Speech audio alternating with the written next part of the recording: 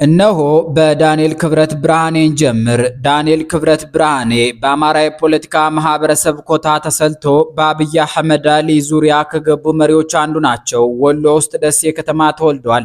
በትውልድ ቦታ ከሆነ እንደ ዋለሊ መኮንን ወሎዬ ናቸው። ያደጉባት ከተማ ግን የአማሮች መዲና የሆነችው ባህር ዳር ናት። ዳኒ ፖለቲካዊ ስነ ልቦናቸው ከኦርቶዶክስ ክርስትና ብሎም ከአማራ ነገስታት ታሪክ ይመነጫል። በቅርቡ ከስማቸው ላይ እስከሚያነሱት ድረስ ዲያቆን የሚል ማዕረግ ያስቀድሙ ነበር። ሙዓዘ ጥበባት ዳንኤል ክብረት የሚለው ስያሜም የአማራና የኦርቶዶክስ ክርስቲያን የሰጧቸው ነው። የጥንቱ ሙዓዘ ጥበባት ዲያቆን ዳንኤል ክብረት፣ ያሁኑ ዳንኤል ክብረት ብርሃኔ ወደ አብይ አህመድ አሊ የቤተ መንግስት እልፍኝ ከገቡ በኋላ ማህበራዊ መሰረታቸውን የካዱ አብዮተኛ ሆኗል። ተነስተው ፋኖን ይሳደባሉ። ጃዊሳ የሚል የስድብ ማዕረግ ያወጡለት እሳቸው ናቸው። ለኦርቶዶክስ ቄሶችና ጳጳሳትም የሚመለሱ ፖለቲከኛ አልሆኑም። እናም አክራሪዎቹ የአማራና የኦርቶዶክስ ብሔርተኞች የዳንኤል ክብረት ብርሃኔን ያህል የሚጠሉት የአብይ ባለስልጣን የለም። በጥቅሉ ግን በኢትዮጵያ ወቅታዊ ፖለቲካ ውስጥ እንደ ዳንኤል ክብረት ብርሃኔ ሰፊ ክርክርና የተደበላለቀ አመለካከት የሚያስነሳ ሰው ማግኘት አዳጋች ነው። ዳንኤል ክብረት በይፋዊ መዋቅር ውስጥ የተሰጣቸው የስራ መደብ የማህበራዊ ጉዳዮች አማካሪ ሚኒስትር ቢሆንም በተግባር ግን የጠቅላይ ሚኒስትሩን የፖለቲካ ትረካ ወይም ፖለቲካል ናሬቲቭ በመቅረጽ የህዝብ ግንኙነት ስትራቴጂዎችን በመንደፍና የታሪክ ማጣቀሻዎችን ለወቅታዊ ስርዓት ህጋዊነት ማጠናከሪያ በመዋል ረገድ የሚጫወቱት ሚና የጎላ ነው። የተለያዩ የፖለቲካ ተንታኞችና የጥናት ጽሑፎች እንደሚያመለክቱት ዳንኤል ክብረት ለአብይ አህመድ አሊ መንበር መጽናት የሚያበረክቱት አስተዋጽኦ በሶስት ዋና ዋና ዘርፎች ሊከፈል ይችላል። አንደኛው የትረካ ግንባታ ወይም ናሬቲቭ ኢንጂነሪንግ ነው። ጠቅላይ ሚኒስትሩ የሚያደርጓቸውን ንግግሮች፣ የሚከታተሏቸውን ሀገራዊ ፕሮጀክቶች እንደ ገበታ ለሀገር፣ የቤተ መንግስት እድሳትና የታሪክ እሴቶች ትንሣኤ ከሀገሪቱ ጥንታዊ ስልጣኔና ታሪክ ጋር በማስተሳሰር በስርዓቱ ትልቅ የሞራልና የታሪክ መሰረት ይፈጥራሉ። ሁለተኛው የቀውስ ማናጅመንትና አጀንዳ የማስቀየር ስራ ነው። መንግስት በጸጥታም ሆነ በዲፕሎማሲ ረገድ አስቸጋሪ ቀውሶች ውስጥ በሚገባበት ጊዜ ዳንኤል ክብረት ብርሃኔ በግል የማህበራዊ ትስስር ገጾቻቸውና በህዝባዊ መድረኮች በሚሰጧቸው ጠንካራና አነጋጋሪ መግለጫዎች የህዝቡን ትኩረት ወደ ሌላ አቅጣጫ በማስቀየር ረገድ ወሳኙ ስብዕና ናቸው። ሶስተኛው ለተቃዋሚ ኃይሎች የሚሰጡ ምላሾች ባለቤትነታቸው ነው።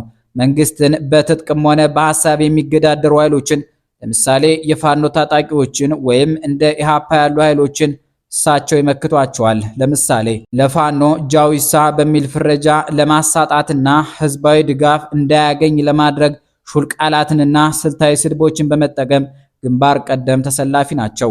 የጠቅላይ ሚኒስትር አብይ አህመድ የመደመር ፍልስፍና ተደርጎ የሚወሰደው ህብረ ብሔራዊ ወንድማማችነት የብሔር ማንነትን ሳይክድ አገራዊ አንድነትን የመገንባት እሳቤ ነው። ይሁን እንጂ ይህ እሳቤ በአማራ የፖለቲካ ማህበረሰብና በብሔርተኞች ዘንድ የሚመዘንበት መንገድ የተለየ ነው። በተለይም በተለያዩ ጋዜጦች፣ መጽሔቶችና የልሂቃን ቃለመጠይቆች ላይ እንደሚንጸባረቀው የአማራ ልሂቃን ይከተሉት የነበረው ታሪካዊ የፖለቲካ ስነልቡና በተለምዶ ተቺዎች አህዳዊነት የሚሉት ነገር ጠንካራ ማዕከላዊ መንግስት ከማቆም እሳቤ ጋር የተያያዘ ነው። ዳንኤል ክብረት ይህንን እሳቤ ከወቅታዊው የብልጽግና ፓርቲ የመዋቅር ስርዓት ጋር ለማስታረቅ የሚሞክሩት በሌላ ስልት ነው። ስልቱ የጽንፍ ፖለቲካን መዋጋት ይሰኛል። ዳንኤል ክብረት የአማራ ብሔርተኝነት ወደ ጽንፈኝነትና ወደ ትጥቅ ትግል መዞሩን የኢትዮጵያን ህልውና አደጋ ላይ የሚጥል አድርገው ይከራከራሉ። እሳቸው እይታ ህብረ ብሔራዊ ወንድማማችነት የአማራውን ህዝብ ከሌሎች ብሔረሰቦች ጋር አብሮ የመኖር ዋስትና የሚሰጥ እንጂ ታሪካዊ ማንነቱን የሚያጠፋ አይደለም። በአንጻሩ አክራሪ የአማራ ብሔርተኞች ዳንኤል ክብረትን የሚመለከቷቸው ማህበራዊ መሰረታቸውን የካዱ አብዮተኛ አድርገው ነው። ልሂቃኑ የብልጽግናን ወንድማማችነት የኦሮሞ የበላይነትን ለመሸፈኛነት የሚያገለግል የፖለቲካ መጋረጃ አድርገው ስለሚወስዱት ዳንኤል ይህን ትረካ ማስተናገዳቸውና ስርዓቱን መደገፋቸው በትውልድና በሃይማኖት መሰረታቸው ላይ እንደተፈጸመ ክህደት ይቆጥሩታል። በተመሳሳይ የኦሮሞ ብሔርተኞች ደብተራ የሚሏቸውን ዳኒን አይወዷቸውም። ቃል በቃል አቢቹን እባክህ ዳንኤልን ከቤተ መንግስት አባረልን ሲሏቸው አብሬ የነበርኩ ብላ ቤተልሔም ታፈሰ ጽፋልናለች። አብይ ምን ያሉ ይመስላችኋል? ዳንኤልን ከቤተ መንግስት አላባረረውም፣ ሕይወቴን ያዳነልኝ ሰው ነው። ዳንኤል ክብረት ከኦርቶዶክስ ተዋሕዶ ቤተክርስቲያን ታሪክና ስርዓት ጋር ያላቸው ጥልቅ ቁርኝትና በጥንቱ የአማራ ነገስታት ታሪክ ላይ ያላቸው አክብሮት ቀድሞ ለነበራቸው ተቀባይነት ትልቁን ድርሻ ይወስድ ነበር። ሆኖም ወደ ቤተ መንግስት መግባታቸውን ተከትሎ የተፈጠረው ፖለቲካዊ እውነታ በሁለት መልክ ይገለጻል። አንደኛው የታሪክ ምሁራን ምልከታ ነው። በኢትዮጵያ ፖለቲካ ላይ ጥናት የሚያደርጉ ምሁራን በተለይም በዲያስፖራና በሀገር ውስጥ የሚታተሙ የጥናት ጽሑፎች ላይ እንደሚታየው የአንድ ምሁር ከማህበራዊ ሂስ አቅራቢነት ወደ ስልጣን ተጠቃሚነትና አስፈጻሚነት መሸጋገር የነጻነት ዋጋ እንደሚያስከፍል ይገልጻሉ። ዳንኤል ክብረት የስርዓቱ አካል ከሆኑ በኋላ ቀድሞ የተቹት የነበረውን የመንግስት የኃይል እርምጃና የአሰራር ግድፈት ዛሬ መከላከልና የማስረዳት ኃላፊነት ወድቆባቸዋል። ቤተ ክርስቲያኗ በቅርቡ ካጋጠሟት መዋቅራዊና ፖለቲካዊ ፈተናዎች ለምሳሌ ከሲኖዶስ መከፈል አደጋዎችና ከምዕመናን ጥቃት ጋር በተያያዘ ዳንኤል ክብረት ለስርዓቱ ታማኝ ሆነው በመቆማቸውና ለጳጳሳቱ የሚመለሱ ባለመሆናቸው ቀድሞ የቤተ ክርስቲያን መከታ አድርገው ያገኗቸው የነበሩ የሃይማኖቱ አባቶችና ምዕመናን ዛሬ ከፍተኛ የቅሬታና የጥላቻ ግንባር ከፍተውባቸዋል። በአጠቃላይ ዳንኤል ክብረት ብርሃኔ ለጠቅላይ ሚኒስትር አብይ አህመድ መንግስት ያላቸው ዋጋ በቀላሉ የሚገመት አይደለም። የአማራና የኦርቶዶክስ ፖለቲካዊ ማህበረሰብ የሚያነሳቸውን ጥያቄዎች፣ ስነ ልቡናና የታሪክ ቁስሎች ጠንቅቀው የሚያውቁ በመሆናቸው ስርዓቱ እነዚያን ኃይሎች እንዴት መያዝ፣ መከፋፈል ወይም መጋፈጥ እንዳለበት ስትራቴጂ በመንደፍ ረገድ የ10 ሚኒስትሮች ያህል ግምት ይሰጣቸዋል። ይሁን እንጂ ይህ ሚናቸው ከቀደመው ማህበራዊ መሰረታቸው ሙሉ በሙሉ እንዲነጠሉና በአማራ ብሔርተኞች ዘንድ የስርዓቱ ዋነኛ መሳሪያ ተደርገው እንዲወሰዱ አድርጓቸዋል። ዳንኤል ክብረት የሚከላከሉት ህብረ ብሔራዊ ወንድማማችነት በኢትዮጵያ ምድር ላይ ጸንቶ የሚቆመው ይህንን በማህበረሰቡ ዘንድ የተፈጠረውን ጥልቅ የክህደትና የጥርጣሬ ስሜት በፖለቲካዊ ውይይት ማርገብ ሲቻል ብቻ ይሆናል። በዚሁ ወደ ሁለተኛው የአብይ አህመድ አሊ የአማራ ምስጢሮች እንዝለቅ። ጄኔራል አበባው ታደሰ። በኢትዮጵያ ወታደራዊና ፖለቲካዊ ታሪክ ውስጥ የጄኔራል አበባው ታደሰ ስም ሲነሳ የብቃት የስልጣንና የማንነት ጉዳዮች ተያይዘው መነሳታቸው አይቀሬ ነው። ደራሲና ጋዜጠኛ ተስፋዬ ገብረአብ የስደተኛው ማስታወሻ በተሰኘው መጽሐፉ ገጽ 135 ላይ አበባው ታደሰ አገው ነው ቢባልም ግማሽ ጎኑ ግን ከትግራይ ነው ሲል የጄኔራሉን የዘር ሐረግ በተመለከተ የራሱን ድምዳሜ አስፍሯል። ይህ የጋዜጠኛው ድምዳሜ ግን ጄኔራሉ በአገሪቱ ወታደራዊ መዋቅር ውስጥ ከነበራቸውና አሁንም ካላቸው ሚና አንጻር ሲፈተሽ ትልቅ የፖለቲካ ፓራዶክስ ወይም ተቃርኖ ይፈጥራል። በኢህአዴግ ዘመን የመከላከያ ሰራዊቱ የከፍተኛ መኮንኖች ስምሪት በብሔር ተዋጽኦ ወይም ኮታ ላይ የተመሰረተ እንደነበር ይታወቃል። በዚህ ስሌት ውስጥ ጄኔራል አበባው ታደሰ ሙሉ በሙሉ የአማራን የፖለቲካ ኮታ ወክለው ነበር ወደ ከፍተኛ ስልጣን የመጡ ሰው የሆኑት። እሳቸው የያዙት የምክትል ኤታ ማዦር ሹምነት ማዕረግ በስም ምክትል ይባል እንጂ በተግባር ግን ባላቸው የግል ተሰሚነት፣ የወታደራዊ ስልት አቅምና በሰራዊቱ ውስጥ በነበራቸው ተቀባይነት የተነሳ አንዳንዴ ከራሳቸው ከኤታ ማዦር ሹሙ ከፊልድ ማርሻል ብርሃኑ ጁላ ገለልቻ በለጥ የሚያደርጋቸውን ወሳኝ ተጽዕኖ እንዲያሳድሩ አስችሏቸዋል። ከተስፋዬ ገብረአብ ትርክት አንጻር ካየነው ከአገውና ትግራይ ቤተሰብ የተወለደ መኮንን የአማራን የፖለቲካ ውክልና ይዞ የሰራዊቱ ቁንጮ መሆኑ የመጀመሪያው ትልቅ ተቃርኖ ነው። ይህ ተቃርኖ ይበልጥ ጎልቶ የወጣውና ወደ ላቀ ደረጃ የተሸጋገረው ግን በአሁኑ ወቅት በአማራ ክልል ከተቀሰቀሰው የጸጥታ ቀውስ ጋር ተያይዞ ነው።